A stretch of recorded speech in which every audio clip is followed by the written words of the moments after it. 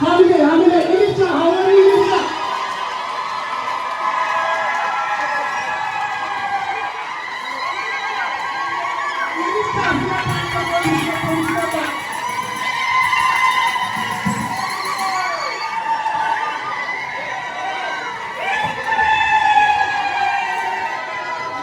Galatoma, hundi keessa nu bakkuma jirtanii nutaa ulfaadhaa galatoma.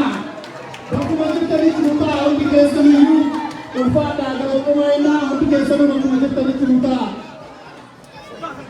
Keessoo duraa kana keessumootaaf kan mul'isa. Keessoo duraa kana keessumootaaf kan mul'isa. Keessoo duraa kana keessumootaaf kan mul'isa.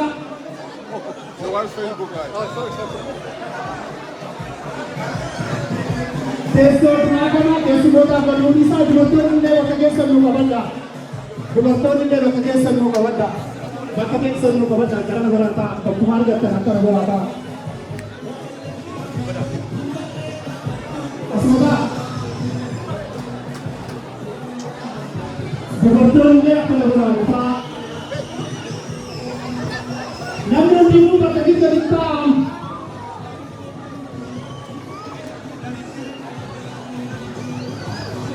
Kabajamtoota hordoftoota keenyaa kun sagantaa imala galatoomaa magaalaa Suusiitti hawaasa Oromoo Suulaantiin qophaa'ee bara guyyaa kana keessan hundi keessanuu waamicha keenya kabajanii asitti argamuu keessaniif hedduu galatoomaa isinii jenna. Keessattuu warroonni isteeta ollaarraa dhuftan akkasumas warroonni karaa dheeraa tiraansipoortarii dhuftan warri Mineesootaarraa dhuftan galatoomaa meedhaa galatoomfadhaa yeroo ta'u. Warroonni waamicha keenya akeekanii Waashingtan, Sioux Falls, Omaha, Green Island irraa dhuftan hundi keessanuu galatoomaa jechuun barbaada. Amma kaameraa waan baay'achuu jiruuf hundi keessanuu bakkuma jirtanitti ta'a. Warra kaameraa Oromiyaa 11 OMN kaameraa Suulaan Oromoo Community malee hundi keessanuu ta'a please. Ta'a sagantaa keenya akkasitti jalqabuuf nu tola. Hundi keessanuu bakkuma jirtanitti nu ta'a. Bakka jirtanitti nu ta'a please.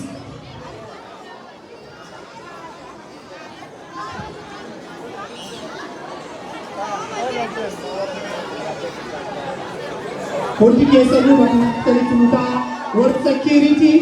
Warri security namoota nu teessisaa please.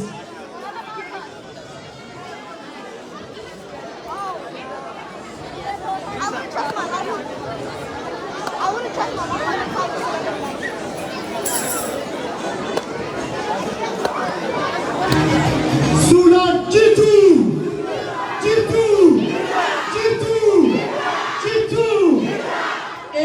Isin hawaasni Oromoo Suulaan hawaasa sirna qabu. Hawaasni Oromoo Suulaan hawaasa dhama qabu. Hawaasni Oromoo Suulaan hawaasa onnee qabu. Isin hawaasa lakkoofsaan hanga hawaasa isteeta kaawwaniin genne gochaan immoo hawaasa isteeta kaawwaniin ol jirtu! Bakka nagaa dhuftan jedhaan hayyoota keenyaa.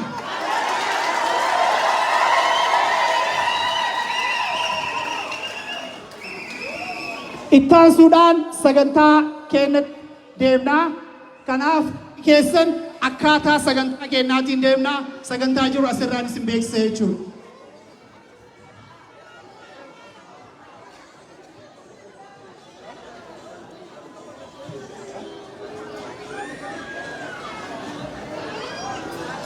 Egaa Oromoon gaafa sirna isaa gaggeeffatu eebbaan jalqaba. Kanaaf nutis sagantaa keenya eebbaan jalqabnaa. Eebba kana kan nu taasisan namoota asitti yaamu gara waltajjiitti naa dhuftan jechuudha. Namoonni asitti yaamu gara waltajjiitti naa dhuftanii kanaaf namoonni asitti yaamu mana dhuftan gara darbuun hin eeyyamu. Tokkoffaa Abbaa Gadaa. Abbaa Gadaa amaneedhaan naasimadha. Abbaan Gadaa gara dhaaboota.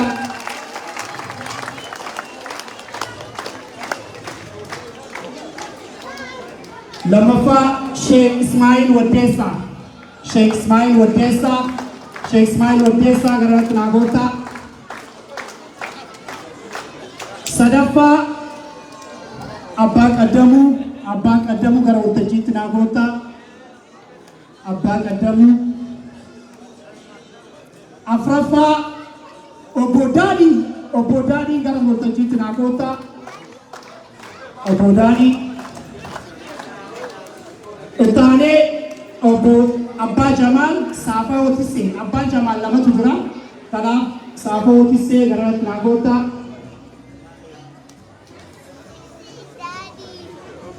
Ittaansee abbaan Dooyyoo gara waltajjiitti naa goota. Abbaan Dooyyoo gara waltajjiitti naa goota.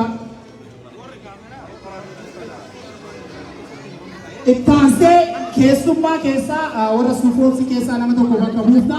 Isin keessan beeku isin goota. Isin goota.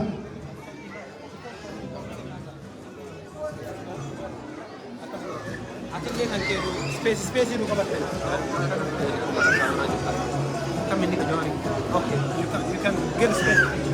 Hayyee waaqa kadhannaa gurra olii agarsiinu nooffalchaa waaqni nagaa nu oolche nagaa nu haa bulchu irraa gora nu haa oolchu dogongora nu haa oolchu biyya keenya biyya nagaa nu haa godhu biyya nagaa nu haa godhu biyya keenya nagaa haa himachiisu quufa haa himachiisu quufa nu haa himachiisu mee waaqa keenyatti boonye rabbii keenya kadhannee kadhaa keenya san rabbi nu dhagee yaa waa galata jedha rabbi galata galchaa yaa rabbi galata nu dhageessee galata yaa rabbi nu dhageessee galata yaa rabbi sitti boonye nu dhageesse boo'icha nutti sitti boonye san nu dhageesse galata qorra keessa deemne aduu keessa deemne obboleeyyan keenya dararaa isaan keessa jiran san waliin dararamaa turre hin nyaanne dhunna malee nu liqinfamuu dide nu dhugamuu dide hin rakkanne rakkoo san keessa rabbitti iyyanne rabbi nu dhagee yaa rabbi galata yaa rabbi galata hundura keenyatti nu dhufanii nu mul'atu hundura keenyatti mul'atanii yaa rabbi galata yaa waaqayyo galata kanafillee yaa rabbi nuu hiiki kanafillee yaa rabbi nuu hiiki dhugaa nu dubbachiisi tokkummaa nuu kenni oromoo tokkoomsi diina oromoo cabsi yaa rabbi dhugaa keenya nu argite ati ammallee dhugaa keenya ifa nuu baasi ammallee dhugaa keenya ifa nuu baasi ammallee ifa nuu baasi yaa rabbi nagaa nuu kennite nagaa keenya ammallee obboleeyyan keenya kunoo karaa isaan ittiin deeman kana daandii isaan irra deeman kana yaa rabbi nagaa godhiifi karaa nagaa godhiifi gufuun isaa fuulduran dhaabbatini miqqanyaan isaa fuulduran dhaabbatini karaan isaanii qulqulluudha karaan isaanii dhugaadha dhugaadha rabbi haa deemsisu dhugaa nu haa dubbachiisu oolmaa keenya nagaa godhu bulmaata keenya nagaa godhu nu jenne waan yaadadhu bakka wallaale waan ittaaku gadaan quufaa gabbinu nooffalchaa baatee waan dhagaye dhibbi dhagaye dhibaayyuun dhagaye gadaan dhagaye kanan guutaa dhagaye guutaa rabbi nagaa nu haa galchu izni rabbiitiin waliigaltee rabbi nu haa kennu akka biyyallu rabbi ishi nu haa jedhu rabbii jala tana fuudhee haadha nu keessa biyya kana galanni amma muluu nu haa godhu gammachuu kana malee gammachuu rabbi nu haa godhu izni rabbi nu haa tisu ammallee rabbi kennan halkanii rabbi nu haa jiraatu nu ga'e tokko guyyaa dinqii kakisee buddeen of jala keenya ilmaan jalatanaatiif itti buufachuu waldaan haawwanni abbootiin hin beekti wotiin buddeena ilmaan rabbi fuudhee asiin nu ga'e galanni haa ga'u ammallee galanni isaa haa ga'u deeman bakka isaan ta'an kulli rabbi karaa isaan deemanis rabbiiti rabbi halkanii guyyaa isaanaatis waliigaltee keenya rabbi dhugaa nu haa godhu wanti nuti rabbiitiin nu haasis ammallee yaada isaanii galma isaanii rabbi bakkaan haa ga'u ammallee izni rabbiitiin qubata isaan qubatanii maqaa oromoo hagaadhaa dhibamanii rabbi kennanne yaada kennanne izni rabbiitiin isaanii kennanne rabbi isaan haa dandeessis rabbi isaan haa dandeessis bakka isaan fedhanii bakka isaan yaadanii yaada keenya harka isaaniitti rabbi nu haa fidu dhugaan hin badini haa godhu wal gurgurachuu wal haasa'uu wal falfaluu rabbi nu haa dibu sunaga toltuuti akabat toltuun haa toltu. The problem is the internet. It's warahmatullahi wabarakatuh.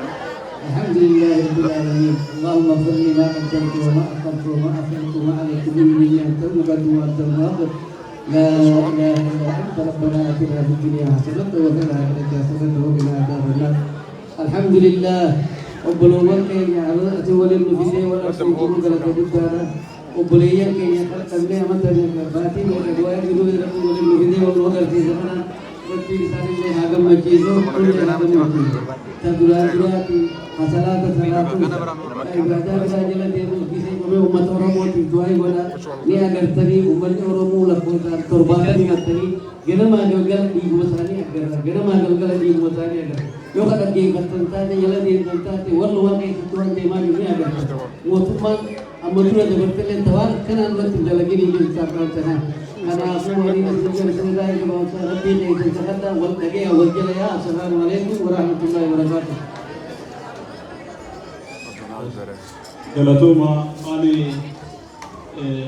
waaqa guddisee galatoomfata waaqayyoole jarakan obboleewwan keenya jawaari baqqalaa waaqa mana sabii isaan bakka kana geessee saba isaaniitiif jecha dadhabanii kan turan waan dhammoon isee isaaniif ta'e ulee buusee harka kaa'isan gooftaan isaan saba kan akka masakkanii dhiiga isaanii foon isaanii lamee isaanii dabarsanii ooqanii miidhamanii bakka kana waaqayyo isaan geessee ture waaqa ammoo kana waan godheef akkeen guddifnee galatoomfannaa yoo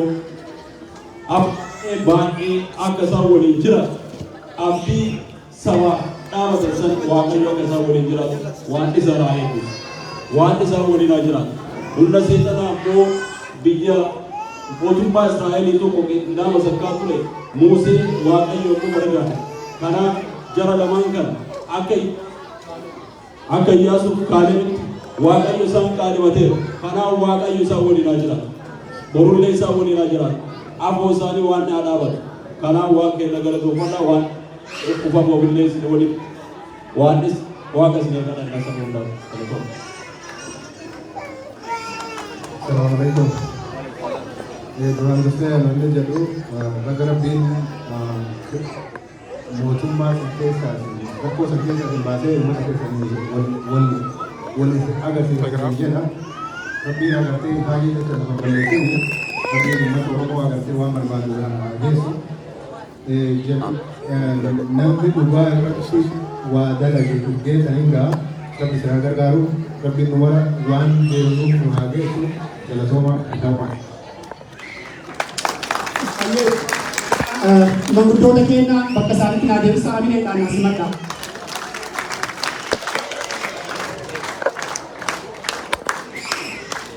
Ulfaadhaa galatoomaa manguddoota keenya Rabbi nu keessaa tursiisu. Isaanii nu haa dheeressu anallee hanga isaanii kana naa tursiisu ittillee naa dabalu. Amiin jedhaa isin.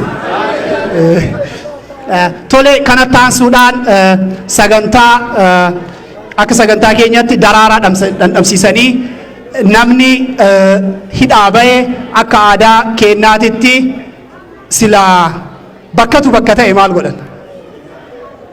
Silaa bakkatu bakka ta'e malee uffisa qabaa qalma qabaa kana sanii garaagasii agachi dhiyaannutti ijoolleen looniin godaane gaafa loonii garan deebi'anii finna jecha ayi waan biyya looniitiimi akkasuma akka kanaaf namuu isin jaalata jechuudha. Kanaaf haawwatiin daraaraan haa dhandhamsiisan gara itti yaama. Haadha Abdul Fattah, Aadde Ganamee, Haadha Kadir, Haadha Aanaa, Haadha Mu'aaz, Haadha Yahyaa. Dubartoonni anin amma maqaa yaame kun garanatti naa koottaa daraaraan haa dhandhamsiistani. Garanatti naa koottaa.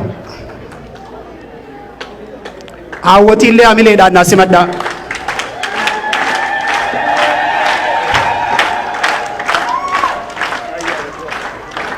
Garanaan koottaa asiin akka dhandhamsiisuuf isinii tolu garanaan koottaa. Isin dhagaa.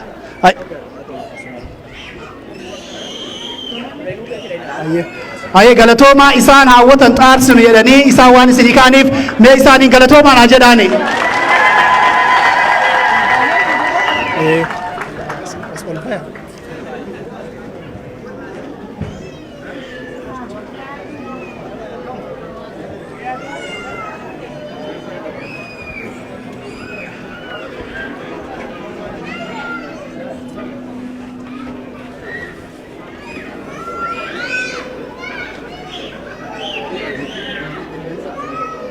Xixiqqeessaa wanti dhugaan seerumaaf malee xiqqeessaa.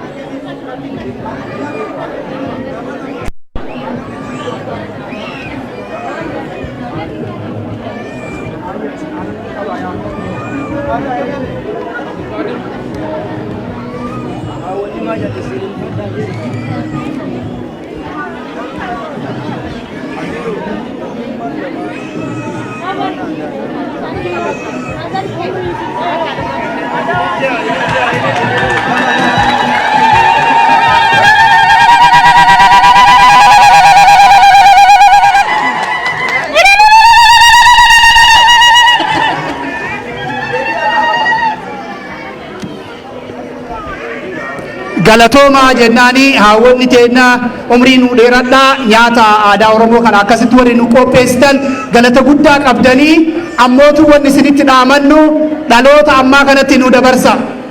Dhaloota ammaa kanatti nyaata aadaa kana akkaataa inni itti qophaa'u aadaa kana nu dabarsa innaa haawwatii teenna hamileedhaan naasimadhaa bakka isaaniitti naa deebisa. Sillaale nama gaara laale haa taatu. Na agawaan sillaalte nama lafa laale haa taatu. Rabbi umrii isin haa dheeressu. Biyya teenya biyya milkii isin irratti haa godhu. Biyya teenya biyya Rabbi irra ijaaru Rabbi isin haa godhu. Biyya itti milkooftan. Biyya ilma irra ulfaatan. Biyya ilma taarinni ilma keessaniitti taru Rabbi isiniin haa jedhu. Nuuma harkaan qabnu kawaa harkaa qabu Rabbi. Nama gaara laalee dadhabe isin haa godhu. Nama ardii tana laalanii dadhaban isin haa godhu Rabbi. Alhamdulillah. Ayyee galatoomaa jennaanii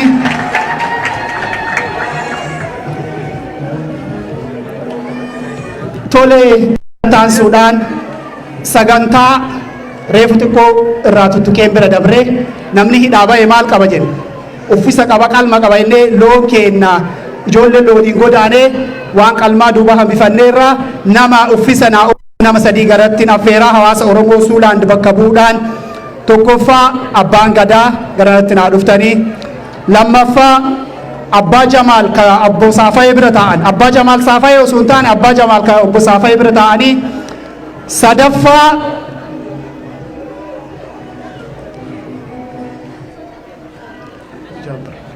abbaan Kaamilaa garanatti naa koottaa isin sadii naa uffistanii jechuudha.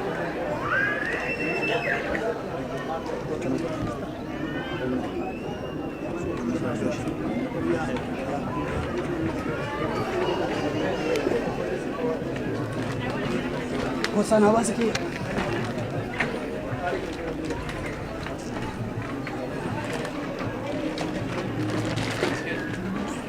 sana basi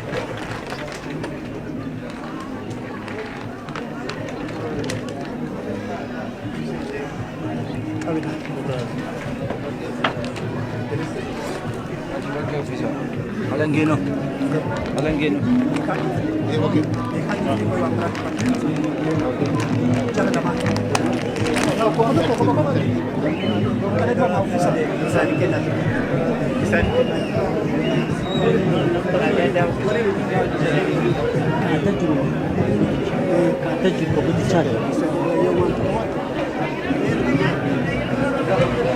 Ililcha hawwatiin ililcha.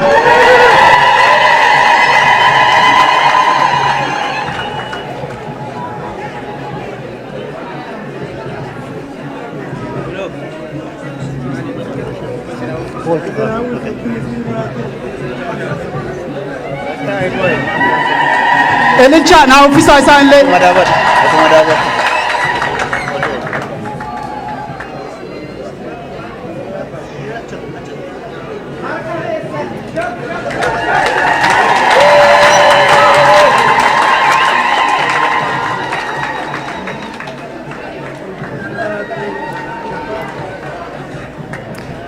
abbootii gadaa naa galatoomfadha. Abbootiin gadaa fi abbootiin manguddoonni yeroo gabbuutan hin taa'ina naannoo kana naa dhaabattan naannoo kaameraa kana naa dhaabattan dhiifama wajjin.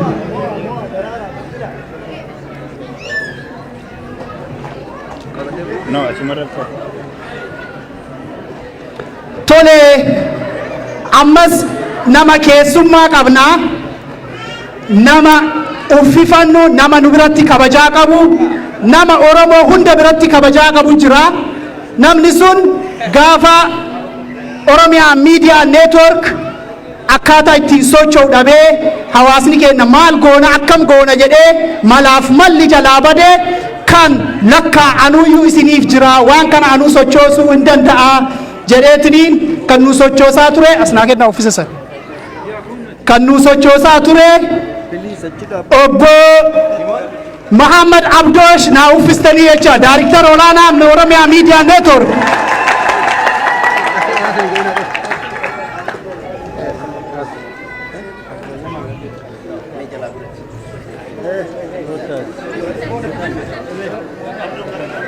Muhammad Abdosh jechuun isaanii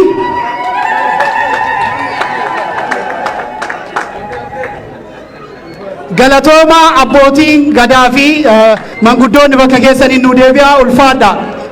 Hamileedhaan naa teessaa please. Hamileedhaan naa teessaa. Ulfaadha jennaani.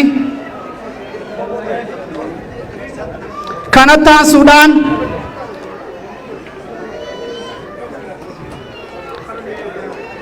aansuudhaan namni akka dhuunfaatti kennaa qopheessitan yoo jiraate qopheeffadhaa jidduutti sagantaa tokko dabarsee saniin booda isinitti deebi'aa jechuudha. Sagantaan kunis maalidha? Namattuu gaafa jarri kunii fi koloneel Gammachuu ayyaanaa hidhaa keessa ture waanuma isaan naan jedhan isinii hima. Gaafa achiin booda isaan itti guutanii silatiin godhee jedhan.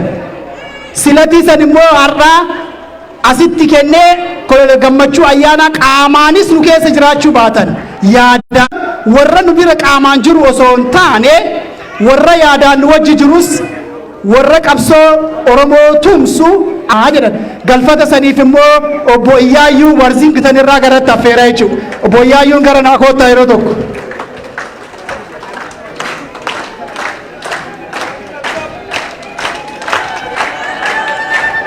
Waan jiru afaan isaanii irraa dhageettu.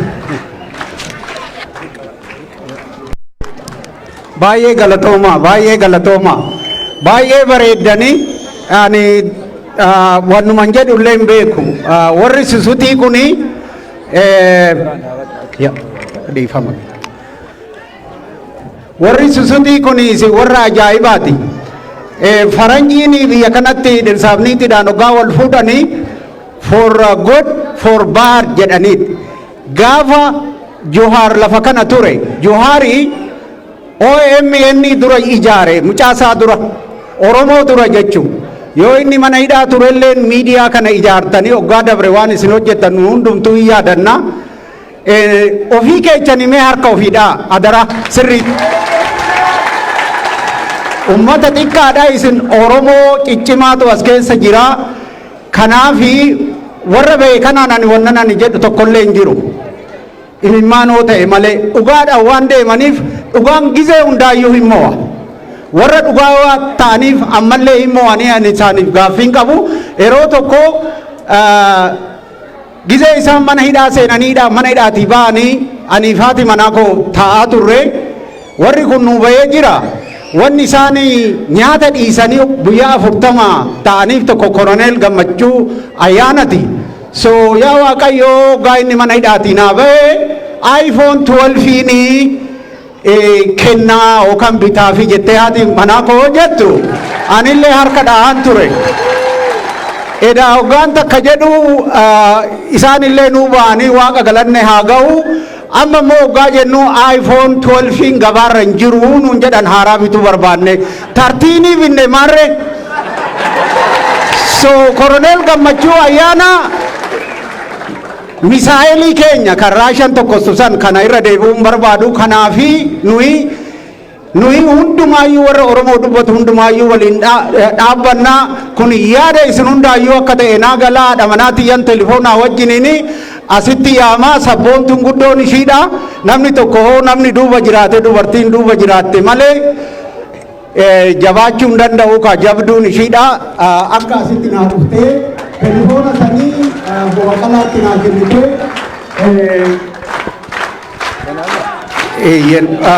Koloneel Gammachuu ayyaanatiin dhugaanaan barbaada. Tole. Eeyyan. Kenni haagii kenni. Haagii kenni. Johaar kuru. Banuu hin danda'an Obbo Baqqalaan. Galatoomaa naa jiraadha. Thank you.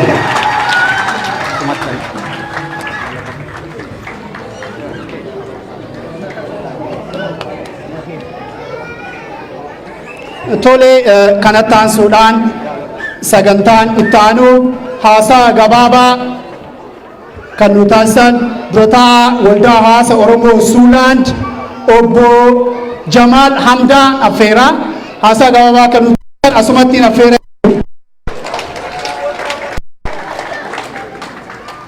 Dargaggeessa lafaa dhufaa nafaan cufaadha hoogganaa keessa.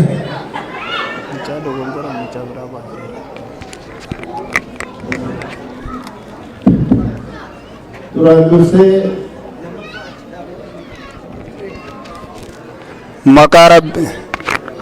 maqaa rabbiitiin isaan kana hidhaa nuu ba'uu isaaniitiin galanni rabbii guddaa haa ta'u. Maaliif jennaan nuti ni qabsoofne kan gara jira kana hidhaa baase nu sababa haa ta'u malee rabbi jechuu guddaa. Kanaaf yeroo hundaayyuu galanni ka isaati.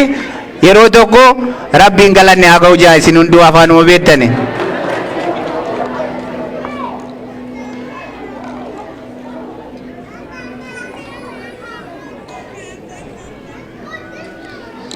Kanatti aansuudhaan akkuma beekamu jaalatamtootaa fi kabajamtoota hayyootaa fi qabsaa'ota Oromoo obbo Baqqalaa Garbaa fi Jawaar Mahammad baga sirna nama nyaataa san harkaa baatanii nagaan hawaasa Oromoo Suulaan kaakkaan isin jaalatu kaakkaan isin kabaju nagaan gara kanatti dhuftanii baga baatan baga injifattan baga mootan hamilee.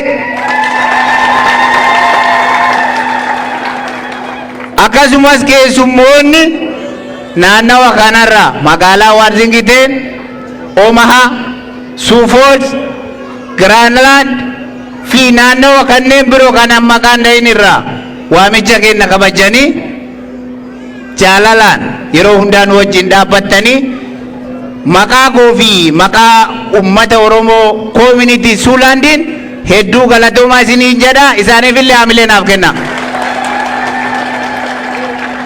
Waan warra kanaa yoo dubbadhe xiqqoo isaan yeroo kamiyyuu waan hin jirre akka hin jirre haala hin jirre nu faana dhaabbatanii dhugaa warra kanaaf yeroo tokko hamileen itti xiqqaadha hamilee naa kennaafi. Itti aansuun hawaasa sabboonaa naannawa Suuland Nibraaskaa fi Suusiitii walitti deebi'ee Oromoo Community Suuland jedhama. Sabboontota qabsaa'ota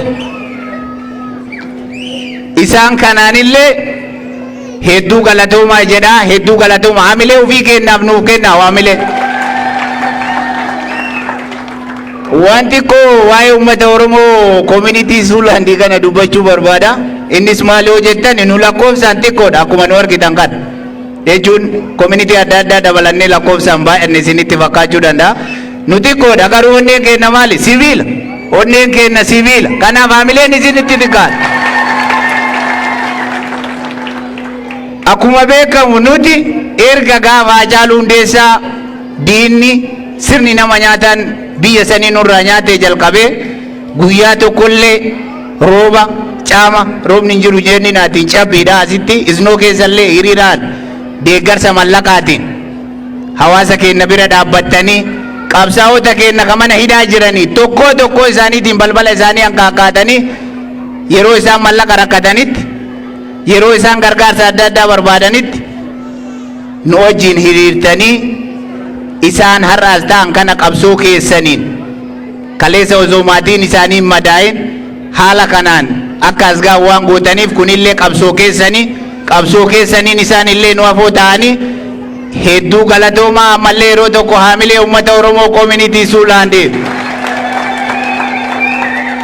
Inni biraa wanni an galateeffachuu barbaadu dubartoota keenya kagama kana ta'an kan akkana nu bareechan nyaata asitti midhaagaa kana haala kanaan qopheessanii waan amma aadaa biyyaa kana aadaa silaa Oromoo tana nu yaadachiisaniin isaaniin illee hedduu galatoomaa jedha.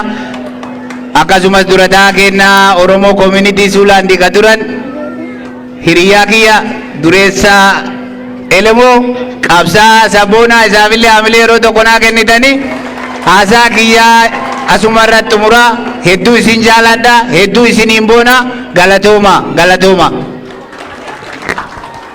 Galatoomaa jennaan obbo Jamaaliin ittaansuudhaan afooshaa dubartoota South Sioux City Nebraska irraa gumaacha obbo Baqqalaa fi Jawaariif kennaa isaan kennantu jira. Kennaa kana ammoo hundi isaanii ol ka'anii otoo dhufanii itti tola. Garuu haadha keenya bakka buufannaa haati aanaa bakka bu'anii nu waa kennan jedhanii haadha aanaa gara waltajjiitti naasimadha.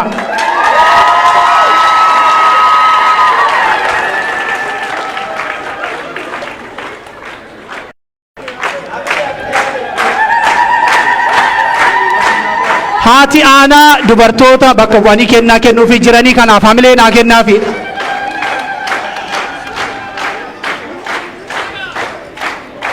Haamilee itti xiqqaataa haamilee isaanii naa kennaafi.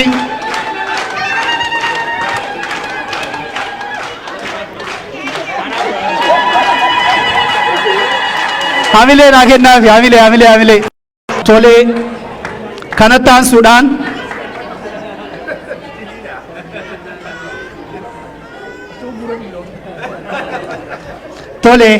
kanatti aansuudhaan obbo silaa dura akka namni akkas asnaa laalu eenyu jedhaa jirtanii nan beekaa garuu nu hunduu nuuf abbaa qabsoo kan ta'an Jawaariif ammootuyyuu gorsaa addaa leenjisaa addaa kan ta'an qabsaa barsiisaa fi koochii Jawaar Muhammad kan ta'an Jawaar illee isaan dura dubbadhu soo jenneen hin dubbatu. Kanaaf obbo Baqqalaan haasaa akka nuu godhan waltajjii gara isaaniitti hin dabarsaa haamileedhaan naasimadha.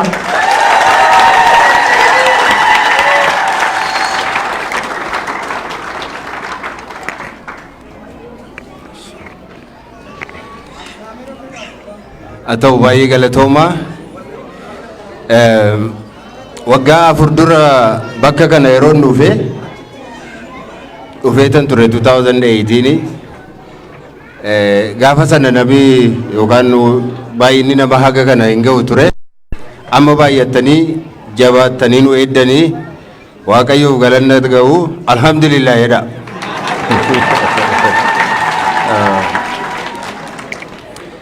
Lakkoofsa keessan qofa yoo osoo hin taane maqaa keessan hin dhageenyaa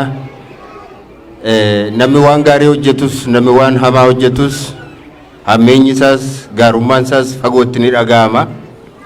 Namni numa quba qaba naannoon isaa numa quba qaba waa'ee keessan nus quba qabna. Hogguu mana hidhaa turres maal hojjechaa akka turtan gochaan isin gochaa turtan isinii waliin lakkoofsa keessanii waliin kan adeemu osoo hin taane warra baay'ina heddumminaan isin caaltanii biyya keessatti namoota madaa'an namoota dhukkubsatan namoota rakkoo adda addaa keessa jiran akka isin gargaaraa turtan quba qabnaa. Kanaaf isin galateeffachuudhaaf dhufne.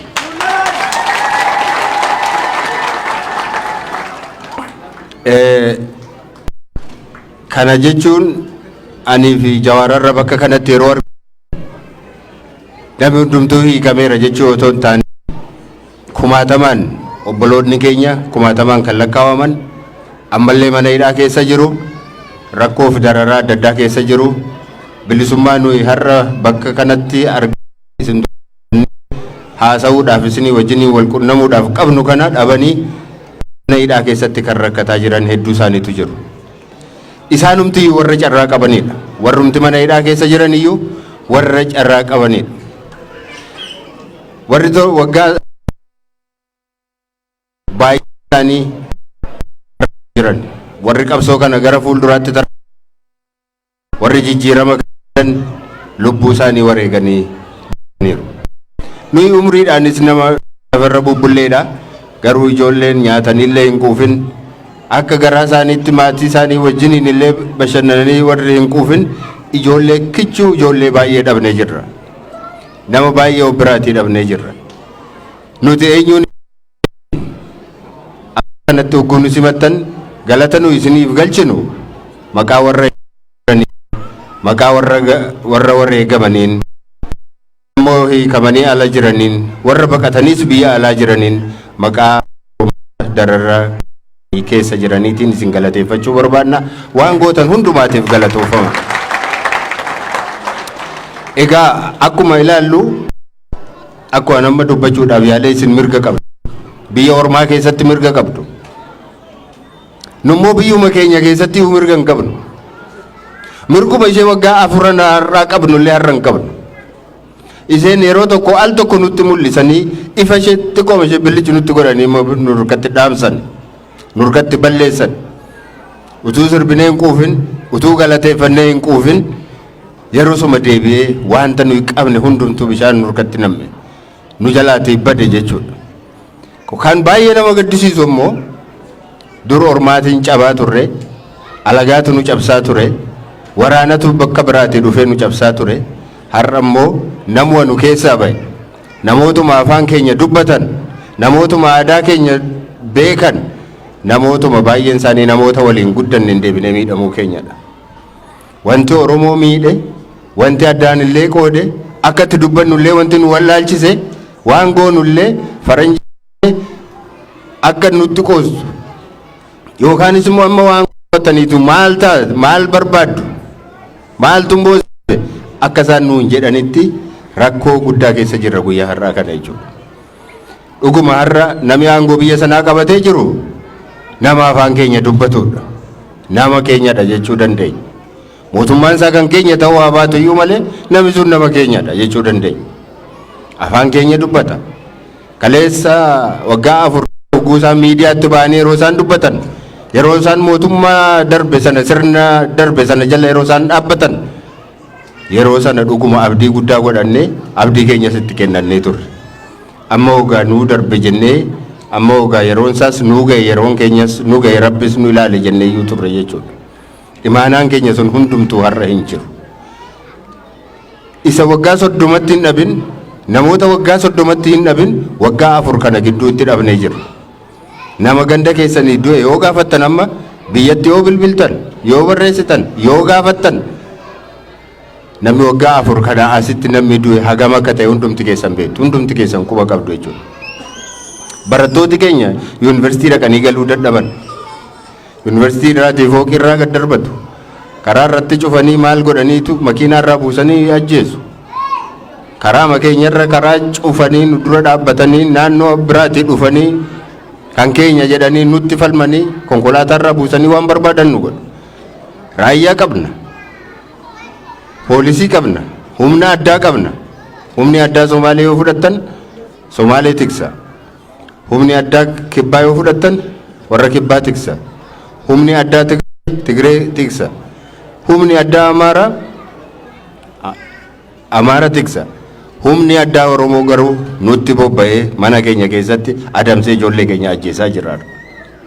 Waan nama dhibu, kanumti nama gaddisiisu, wanti jennus akkuma sila jenne wanti nu dhabsiise kanadha. Saba keenya keessaa nama baheen numti deebinee dhumuu keenya. Namni bakka biraatii dhufee nu ajjeesaa hin jiru. Namuma keenyatu deebisee nu fixaa jira jechuudha.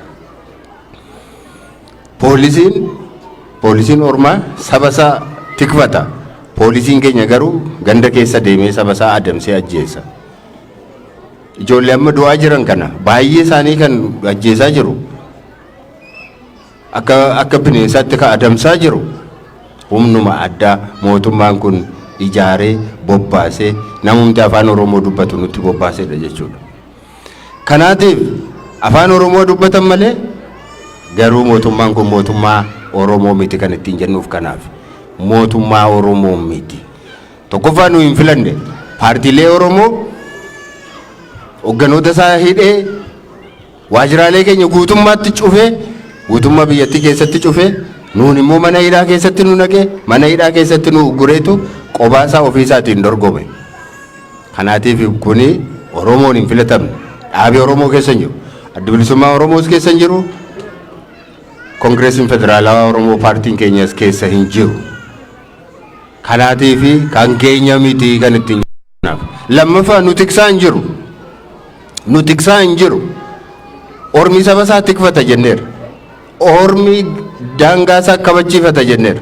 Daangaan keenya kabajamaa hin jiru.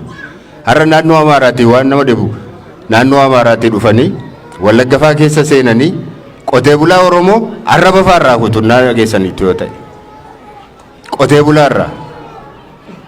Qotee bulaa Oromoo naannoo biraa irraa ganda biraa irraatii dhufanii jechuudha. Utuu mootummaa qabna jennu akkamitti mootummaa keenya jechuu dandeenya kanaan. Eega nun tiksine akkamitti mootummaa keenya ta'a. Eega roorroo nurraan qolanne eega roorroo nurraan deebifne akkamitti mootummaa keenya jechuu dandeenya. Kanaaf afaan keenya dubbatan iyyuu malee sirni kun sirna keenya miti. Mootummaan kun mootummaa keenya miti. Kanaaf mootummaan kun mootummaa Oromoo jettu mootummaa keenya miti kan jennuuf kanaati.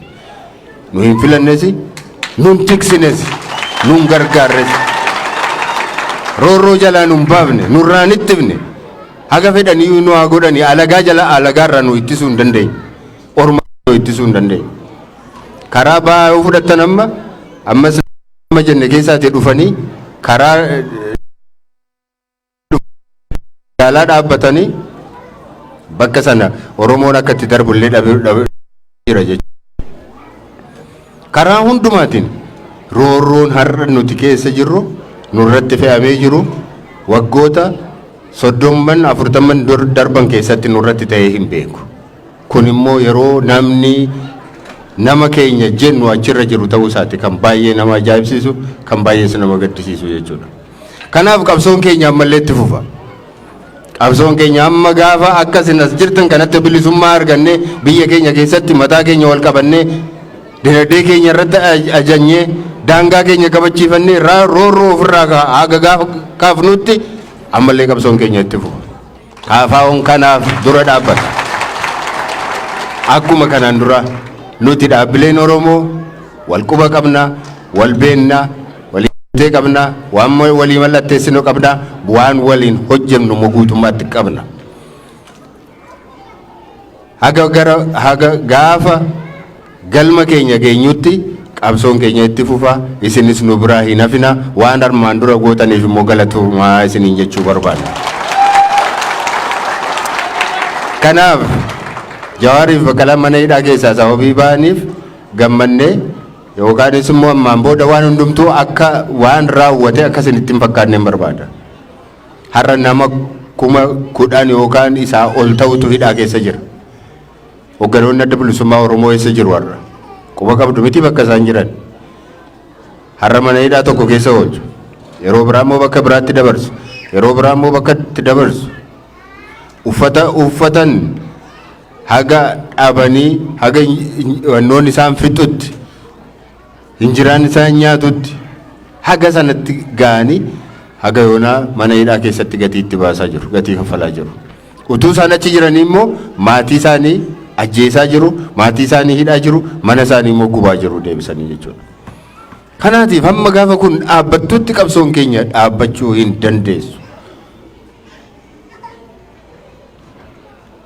Nuyi wanta nuyi isin hubachiisuu barbaadnu kaleessas kanumaaf dhaabbanne har'as kanumarra jirra boris kanumarran itti fufna jechuudha. Isinis nu biraan hafinaa nu gargaaraa wal quba qabaadhaa akkuma kanaan dura gochaa turtan akkuma kanaan dura nu bira dhaabbachaa turtan ammas namoota hafaniif sagalee ta'uu keessan hin dhiisna. Ammas sagalee ta'aafi ammas lammii jira. Ammas lammii keenyatu dararamaa jira. Social media irratti argitu waan gidduu kana ta'aa jiru. Waan Oromoo irratti akka ta'aa jiru. Ijoollee Oromoo akkamittiin harka dugda duubatti deebisanii hidhanii akka bineensaatti akka ajjeesaa jiran quba qabdu. Kun utuma nama keenya jennu aangoorra jiru ta'e kun hundumtu. Kanaaf kan nuti afaan baafannee kan keenya miti. Namni sun nama keenya yoo ta'u malee mootummichii fi sirnichi qoor-qalbii Oromoo hin qabu. Oromoo tiksaa hin jiru. Oromoof garaa laafaa hin jiru jennee kan nuti dubbannuuf kanaaf kanaan deebii jennee gorsina jala dhaabbannaa irratti yeroo filannoon ga'u immoo dorgomnee aangoo irraatii hin buufna hin kuffisna jenneeti abdanna. Kanaatiif gaafa sana isin waan gochuu qabdan namuu waan danda'u na qabsaa'u akkuma ammaa kana. Isin dhattanii loluu hin dandeessan. Isin dhattanii waajjira bantanii akka keenya hojii siyaasaa hojjechuu hin dandeessan. Isin maal gootu hojii keessan lafa jirtanitti jabaadhaa. Gaafa isin gaafannu immoo nu bira dhaabbadhaa. Abbaa feetan bira dhaabbadhaa. Karaa qabsoon hin deemti nu baafti jettan hundumaa gargaara. Karaa sana bira dhaabbadhaa. Qabsoon karaa tokko duwwaadhaan hin adeemtu. Qabsoon bifa adda addaa qabdi. Bifa qabsoo sana irratti immoo kan qooda fudhachuun isinirra jira. Nuti biyya keessa teenye hidhamaas, dararamaas, reebamaas, waajjirri keenya cufamaas kaleessa dubbachaa turre. Yoo waajjirri keessan kunoo waajjira keessanuu hin cufu maal gochuu dandeessu? Nu gaafachaa turan kaleessa Jawaar deebii kenneera. Yoo cufan hin bannanu. Yoo isaan nama lama hidhan 4 taanee hidhannee hidhamna ammas. Yoo isaan waan godhan ittuma deemna nuyi. Addunyaatti immoo hin beeksifna. Karaa dippiloomaasii hin dadhabsiifna. Gargaarsa isaaniif kennamu irraa dippiloomaasii qaban hin balleessu kan kennisiifna jennee abdanna. Karaa biraan ni qabsaa'us immoo barbaade itti haafuufu nuyi hojiin keenya. Kanaaf ani waan baay'ee isiniin jechuu hin barbaadu. Booddee gaaffilee yoo qabaattan gaaffii keessaniif deebii kennuu hin dandeenya. Jawaarittiin isin dabarsaati amma immoo isarraatii waa daga.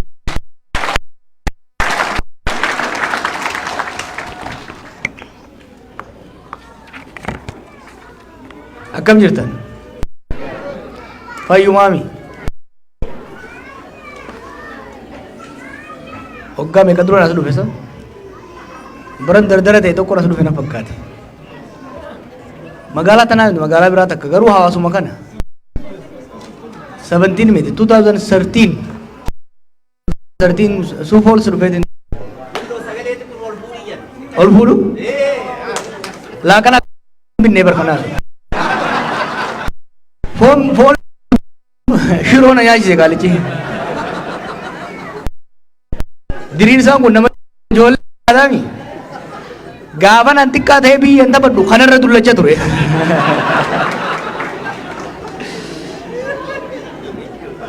Dhugatti barsaa tan hoggaan addunyaa irra deemu keessattuu immoo gara Ameerikaa kan hoggaan dhufu yaadaan du'a deebi'a.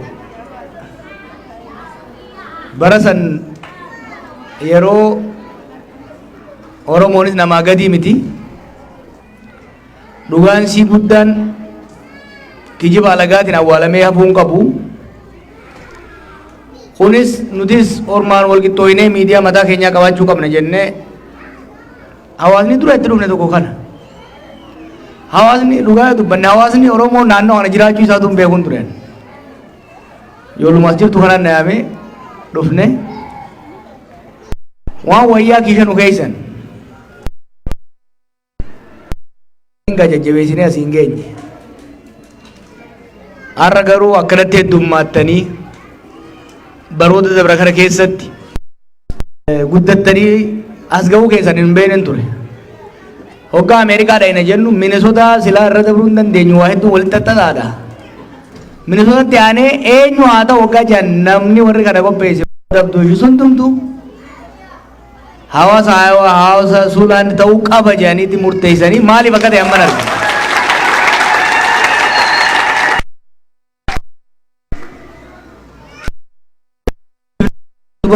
Baay'ee fakkaate walakkaan dubartoota mana kana keessa dur maaliin jedhanii beektanii gaafa dardaraa sanii walgahii dhagee gaafa dubartoonni heddummaatan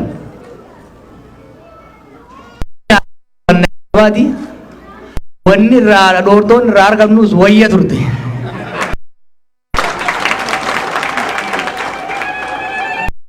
Women are very practical. dhiira ka ama 50 olii yoo ta'e dubbiinis gogoitu kishiillee gogogaadha. Irra gijireessi dubartoota ta'anii ijoolleen xixiqqoo yoo dachiin akkana wacan gaafiinis gaafii dalagaati maallayinnis waan nama dalaysiisaati jechuudha. Dubartoota faarsuuf warri dhiiraa na boonsitan. Hawaasa keessan ijoollee hayyoota teessan fiddanii dhufuun hawaasa jaaraa akka jirtani. Hawaasni manarraa ijaarama, maatirraa ijaarama. Maatiin haadha abbaa ilmaa intala qaba. Bakka waltajjii Oromootitti manni maatiin guutuun hoggaa dhufeen galmi lakkoofsaatiin osoo ta'in qalbiidhaan guutamaa jechuudha. Kanaaf yeroo tokko warra dhiiraatiif harka naadhaa dubartoota isaanii mana dhiisuu dhabuu isaaniitiif.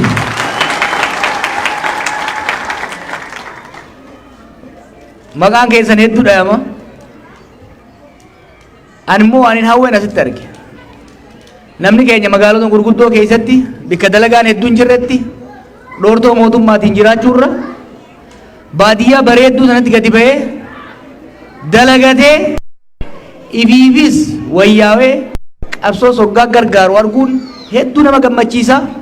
Ammallee bal'aa ammallee wanta kana maara dabaadhaan isin hin jaa.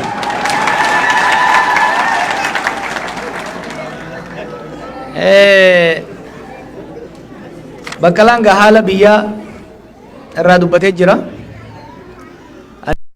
Maaf hin deema dubbachaatiin jira. Haalli uummanni keenya keessa jiru waan hedduu nama gaddisiisaati. Ajjeechaan jumlaa, ajjeechaan nam-tokkee heddummaachurraa akka ka'e lakkoo isa qofa amma hoggaa nama 200 du'e siin jaan namni rifatu. Social media irratti hoggaa gartan innawaa namni dhumee naasuun namarraa badu hanjamaa ta'ee jira jechuudha. Namni jumlaadhaan bakka hedduutti ajjeefama, kaan lubbuudhaan gubama, kaan reeffa isaatti gubatama. Waan ajaa'ibaati. Biyya san keessatti I think there is a serious problem. Siyaasaa qofaami wanni biyya san deemaa jiru ammatti. Biyya san sheexaana hama seenee deemu jira. Namni keenya dur sabaaf sablammoonni biyya sanii wal loluun duruma jirti. Warra jiraa wal waaddu. Warra nama lubbuun qabu fuudhee konkolaataa irraa gadi buusee kitifu hin turre namni biyya sanii. Namni biyya sanii dhugaa wal dubbanu taate warri na duraa kana ni beektan. There is something really sick going on. Kanaafin an akka siyaasaatti illee fudhachuun barbaadu. Biitii sun karaa hamarra deemu jirti keessatti waggaa afran dabre kana. Torbanuu kana laalaa. Gaambeellatti nama keenyarra waan ta'e. Nama qawwee hin qabne. Manaa gayyaasanii dirree gubbaa magaalaa keessatti caaka keessatti miti. Wallotti waan ta'e. Wallotti ajjeechaa san karaa hawwate loltuu miti beeka. Loltuu aaree deemuu miti. Artistootaaf, wallistootaaf, aaktaroota Finfinnee irraa deeman. Ajaa'ibaa bar kuduraa isaati ajaa'ibaa. This is really sick. Har'a Wallagga nama 200 du'e jedha. Nama 200 miskiina. Miskiina Walloo irraa beeltii buqqaaftee achi jiraatu. Why? Qabsooynee jirra. Ajjeechaan akka uummata keenya irraa dhaabatu, saamichi uummata keenya irraa akka dhaabatuuf, uummanni keenya bilisummaa akka gonfatuuf qabsooyne. Waggaa afran dabre keessatti waggaa lamaan kan dabre kanatti kan arganne garuu bilisummaan nutti haaftuuti. Yaaboo lubbumaan haa jiraannu jechuu jira uummanni keenya. Dhumaatii kana hunda waan hedduu nama qaaneessu jaarraa 21ffaa keessatti yeroo silaa tattaafannee hiyyummaa keessaa ba'uu qabnutti yeroo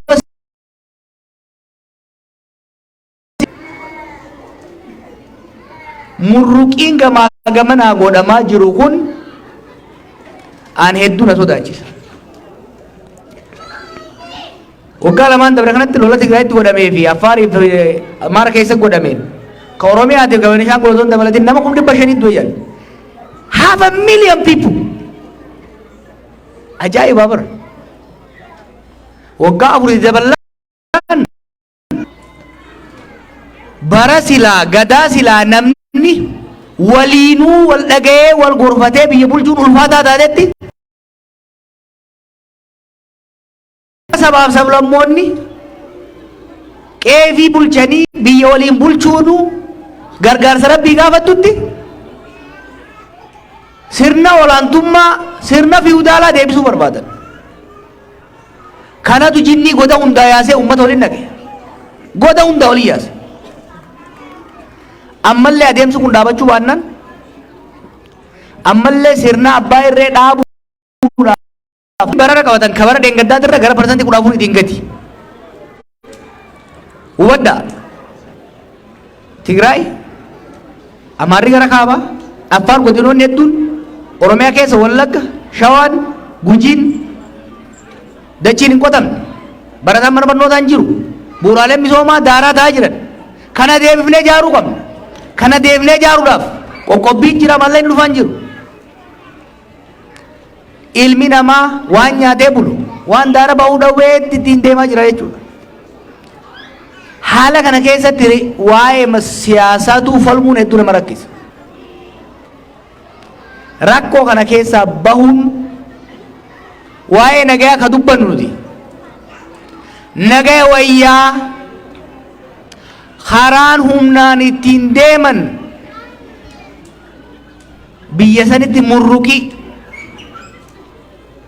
dhumaatii hanga hin qabne fidaa jira. Dhumaatiin hanga ammaa jiru qacacaa ka dhufuuf taa'u dachaa.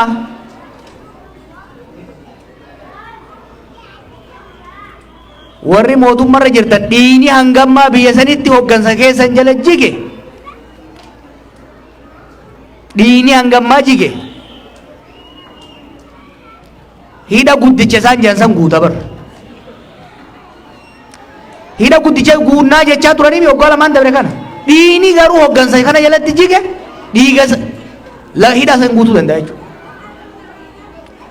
Kanaaf lolli haa dhaabbatu wal fixiinsi haa ga'u mariitti haa deebinu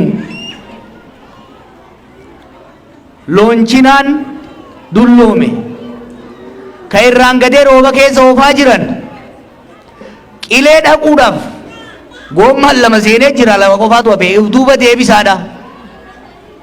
Kana gochuudhaaf qaamolee hidhatanii isin dura dhaabbatanii wajjin lolaan itti dhiibuu osoo hin taane mariidhaan furmaata fiduu barbaachisa.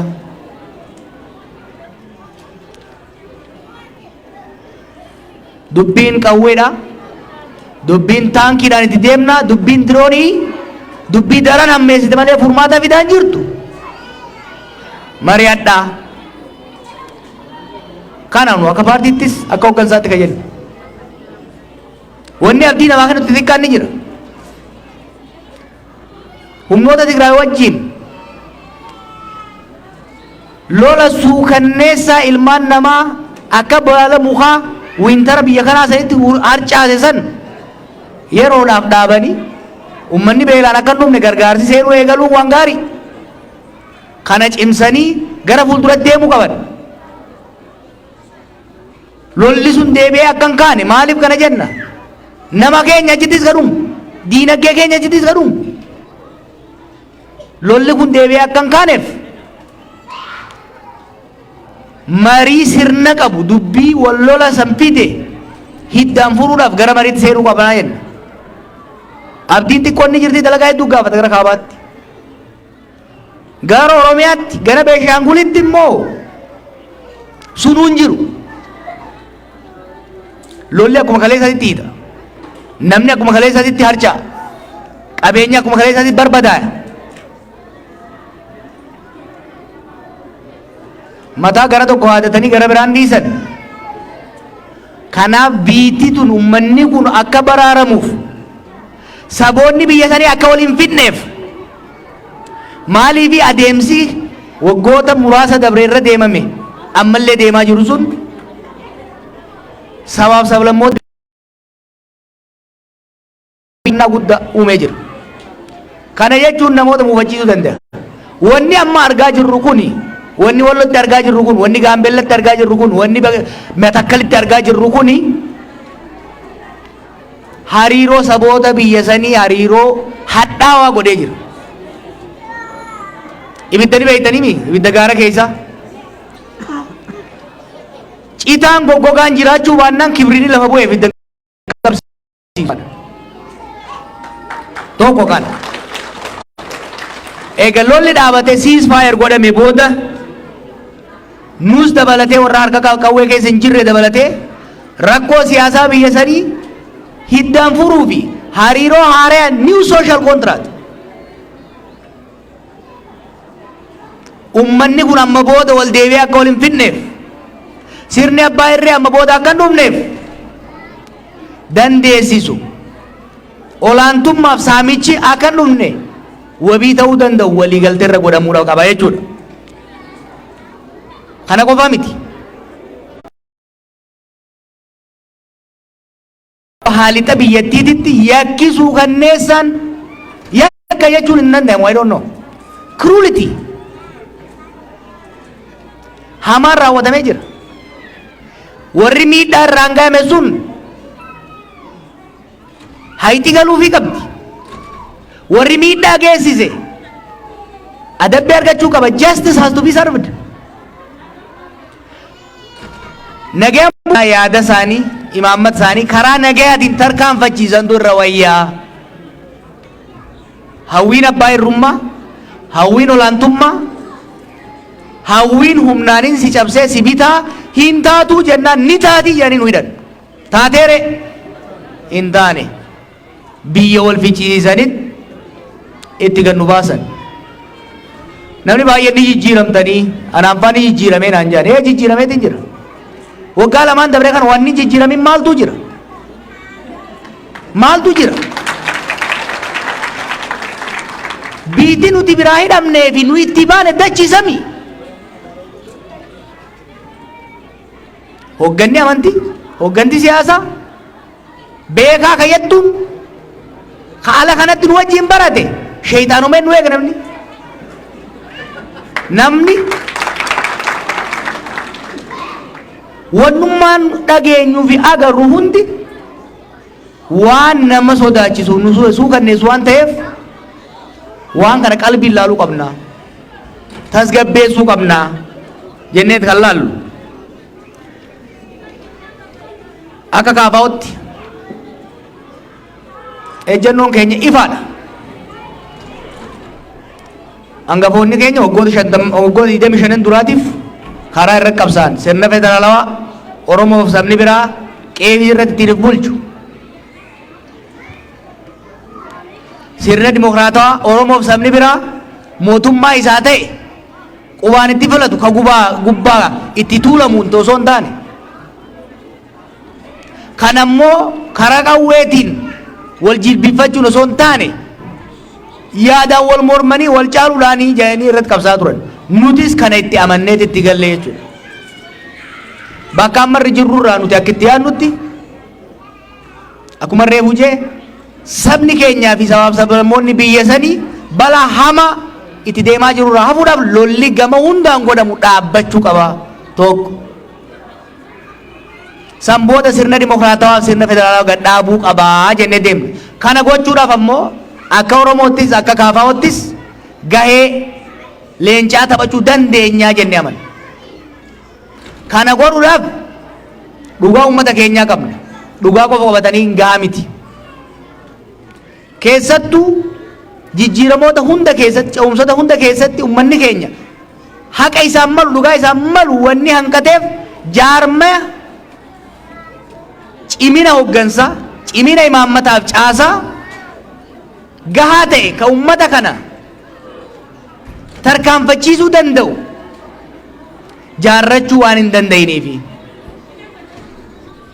baroota nugustichi aangoo irraa kaarfames baroota darguun aangoo irraa kaarfames baroota warri IPRDF aangoo irraa kaarfames ummanni keenya carraa sanitti fayyadamee bilisummaa dhugaa argachuu ka dadhabeef jaarmaya cimaa hooggansa ititaa caasaa sirritti diriire imaammata ifa ta'e qabu jaaratee waan hin qophaa'iniif jennee waan amanneef yeroo dheeraa itti fudhannee jaarmaya Oromoof Oromiyaa fakkaatu jaarmaya hooggana ititaa gameeyyiin raayis dargaggeettiin raayis qabu jaarmaya caasaan isaa amma gadiitti diriiru jaarmaya imaammataa fi karoora yeroo dheeradhaa fi yeroo gabaabaa qabu jaaruutu nurraa mala jenne irratti hojjenne hojii walii qoonnee deemaa jirra jechuudha. Kana yoo ka goonu taate jaarmaya cimaa yoo kan jaarrannu taate tokkoffaa akkuma reefu bakkalaan jeetti balaa lola ummata keenyarra godhamu kana dhaabsisuudhaaf humna horanne inni aman. Lammaffaa marii biyyoolessaa godhamu san keessatti dantaan saba keenya osoo hin kukkutamne osoo hin sharafamne haqa orma biraattis osoo hin dabarre dhugaa keenya haqa keenya sirna nuun malu jaarrachuu irratti negotiation godhamu san keessatti humna guutuudhaan hirmaachuu dandeenya inni aman. Jaarmaya cimaa yoo ka jaarrannu taate sirna haqaa justice miidhaa saba keenyarra ga'e yakkamtoota bifa ifa ta'een adabsiisuu danda'u jaaruu dandeenya inni abdan. Jaarmaya cimaa yoo ka jaarrannu taate Oromiyaa sabni keenya irratti abbaa ta'e Itoophiyaa sabaaf sablammoonni akkaataa gumaata isaaniitiin aangoof diinagdee qooddatanii abbaa waloo itti ta'an jaaruu ni dandeenya jennee abdan. Jaarmaya cimaa immoo yoo hin qabaatin jaarmaya cimaa yoo hin qabaatin dhugaan keenya hanga arbaa yoo ga'es dhiini keenya akka lagatti yoo lola'es ummanni keenya amma fedhe yoo lallabates jaarmaya hooggansa ititaa qabu jaarmaya caasaa hanga gadi diriiraa qabu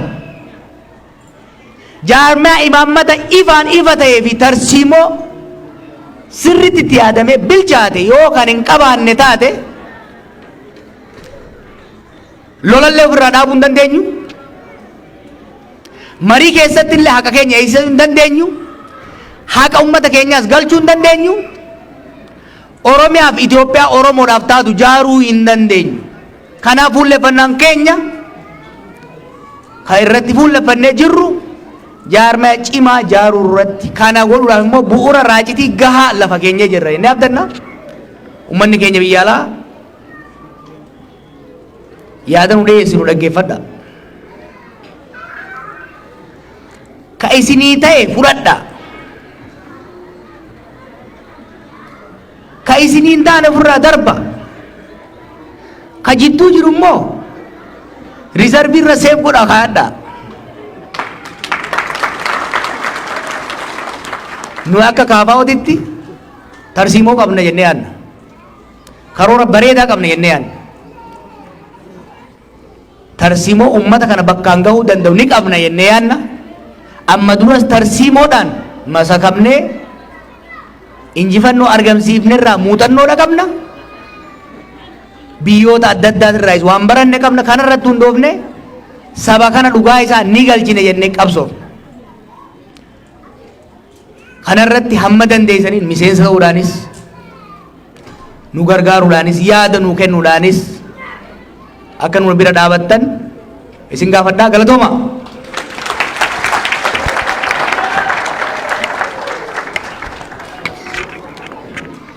Tole galatoomaa jennaani kanatti aansuudhaan reefu mana keessaa waa jedhaa turan. Warri Ayiwaa kuni cimaadha, warri Suulaan jabaadha. Kanaafuu yeroo hundayyuu bakka kamittuyyuu nama saalfachiiftanii hawaasni Suulaan umrii nu dheeradhaa jiraadha isiniin jechuu barbaada. Kan itti aanu xiqqoo kiisa nama jiisuu waan jiru akkam akkasimi. Kana ammoo kiisa jiisuuf akka duraaniitii miti. Duraan as dhaabadhee 4, 10, 5 jedhaa oolaame har'a akkas hin goonu. Lakkoofsa argaartanii mi asii? Lakkoofsa kana isinii gurgurra. Caalbaasii qabna jechuudha. Lakkoofsa kana isinii gurgurraa. Lakkoofsi kuni namni hundinuu carraa wal qixa qaba. Abbaar lakkoofsi baheef noof kolcha. Abbaan lakkoofsi baheef caalbaasii waan hedduu asii qabna. Waan as keessa jiru afaan guuttadheen dubbadhaa namni hundinuu fudhachuu barbaada. Otoo argate namni hundinuu